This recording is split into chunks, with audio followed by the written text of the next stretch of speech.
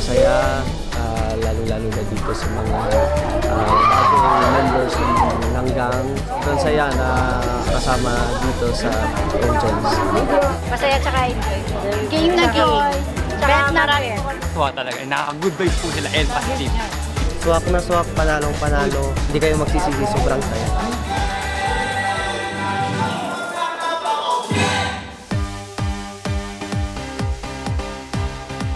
Hi, dito kami sa Bubble Gang.